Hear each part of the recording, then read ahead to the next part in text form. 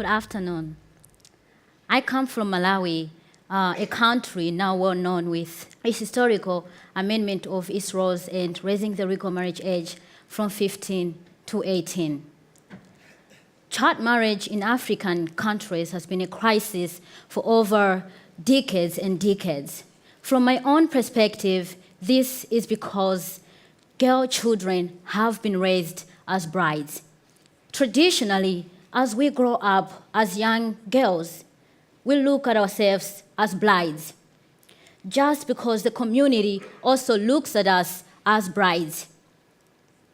This problem has further been fueled because of the traditions, the norms that our communities have embraced. And as we are growing up, when we hit puberty stage, we know that here is our time, we'll be married off, or I'll have to drop out of school and get married. This comes from a personal experience, and this is what made me to stand up and rise and become an activist against child marriages in my country. My little sister was only 11 years old when she was given away to get married. And this is not all. I have witnessed my cousins, my family friends, my classmates, the people in my community. These are the girls that I was growing up with. And these are the people that I considered my close friends. I considered the people that I'll grow up together and we will look up together into the future. But they were taken away from me. This made me angry, and I wanted to rise up, but it was hard. We went further and analyzed. We looked at it. Is it only the customs, or there even something more to this? There are so many traditions in African countries, especially when young children, they are reaching puberty stage because they have to go through a series of rite of passage. I'm sure you have heard this morning about female genital maturation. These are the traditions that go on and on in African countries. For my country, girls as young as 10, 11, 12, they have to go to the initiation camp, where they learn comprehensive education about motherhood, including sexual education. So imagine a 10-year-old has gone to this camp, 11-year-old has gone to this camp. To make it worse, there is a special day where a man from the community comes to the camp and sleeps with each and every girl at the camp in a tradition called sexual cleansing. Imagine the trauma that these young girls have to go through for the rest of their lives. This is a reality that happens every day in African countries, especially in my country. I had a lot of questions as I was growing up. I asked myself, why can't a girl have her own choices? Why should be second citizen in our own society? Why can't she just choose on her own? And above all, why can't this girl speak? I decided at the age of 13 that I could be that girl to stand up. I could be that girl that can rise up, defend the rights of my fellow young girls in my community. To that, I formed a network of my fellow young girls, and we approached the traditional leaders in my community. We approached them and we asked them to ban this kind of sexual ritual at the camp. It wasn't a welcoming idea. These are the traditions that they have been immersed in them. It was hard for them to change. Even the parents were resistant to change. But we pushed on. We never stopped. And then later on, the traditional leaders, they actually supported us and they banned the sexual cleansing ritual at the initiation camps. For me, this gave me courage. I felt like I could do anything in life, and I started believing that, yes, change is possible. We fought ahead, and I became a powerful weapon for social change in my community because we went further and we asked the government, there are so many things that happen. What can connect to this fuel of child marriage cases in my country? And we had realized that the law in the Constitution, 15 years is still the legal marriage age in the Constitution. And then we felt like we need to go on, fight for this. And I was in forefront. We came up with a campaign to ask the government to raise the legal marriage age from 15 to 18. It was a hard campaign because now it wasn't a community thing, it was a national level thing, and it means we have to deal with politicians. It is always hard to deal with politicians.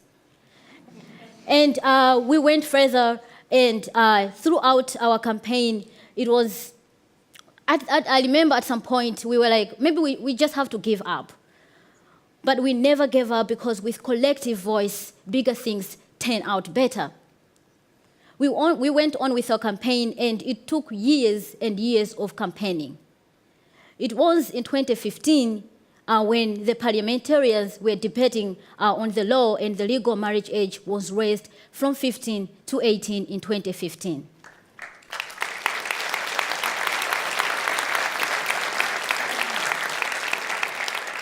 You might actually think that this was the end of everything.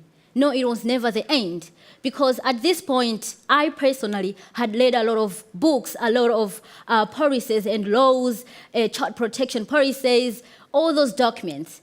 And we had realized that in the Constitution itself, there are so many loopholes in terms of defining who is a child. So if the Constitution itself has all these loopholes, it means it is easy for people in the community to say that I can marry off my daughter. The Constitution says 15, you can still marry off a child with a parental consent. And then we went on and asked the government for the amendment, for the amendment of the Constitution. It wasn't easy. We went on, and I remember that we had to make sure that we invite a lot of people from different organizations coming together, and this was a youth-led campaign. These were the young people from different organizations in my country, and I happened to be the president of the group again. We went on, and we approached our fellow young people through a conference where we invited all of them to help us brainstorm and to make sure that this becomes a youth-led campaign. They came in, and through sharing ideas with each other and interactions, we actually came up with an international petition. In this campaign, we were helped by Plan International and other organizations in my country. We received more than 43,000 voices across the world, telling us that we are here for you, Malawi. We are here for you, young people in Malawi, to support you. This encouraged us. And we went further. We actually had to come up with a 1 million signature campaign in my country. And these were the mothers, the fathers, the brothers, signing, sitting down that I will not marry off my daughter. This actually made our campaign be known nationwide and globally. We went on and we met with the First Lady of my country, and she was just there to support us. Our campaign went on very well. And we felt like we have left out a very important group, and these are the traditional leaders. We believe that traditionally, the traditional leaders are the law custodians. These are the people that live with the people in the communities where child marriage cases happen most. We had to approach them and ask them to help us out. They were there with us in our campaign.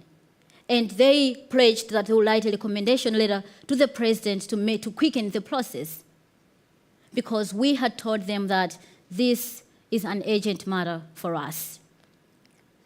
We went on and we never sat down. We felt like we have almost reached to each and every important stakeholder in my country. And then we decided, oh, we are done. But then we felt like there is more to it than just sitting down. We kept on involving more other people to join our campaign. To our surprise, it was in this year, in February, the members of parliament were debating on the amendment of the Constitution. And the amendment passed, and now throughout the Constitution, it defines any child below the age of 18 as a child. This automatically raised the legal marriage age from 15 to 18 throughout the Constitution.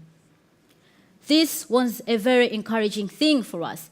And I was personally blown away by how quickly our government responded. And I am so proud to be a part of the people that tirelessly worked on this campaign to work so that the government raised the legal marriage age from 15 to 18.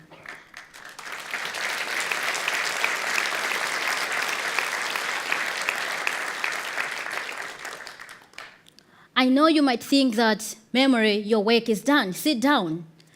I'm not going to sit down because there is more work that needs to be done. Having a law is another, but enforcing a law and working on the implementation is another big work altogether. Now, what the challenge is that we have to raise awareness at community level to make sure that we let the community know that it is now illegal to marry off their daughters, their children. And this is not all. We need to make sure that girls' education is supported all over the world, and we have to make sure that girls' voice is heard over the issues that concern them. And this is where you, my friends, come in. We need your support. Girls everywhere in the world need your support.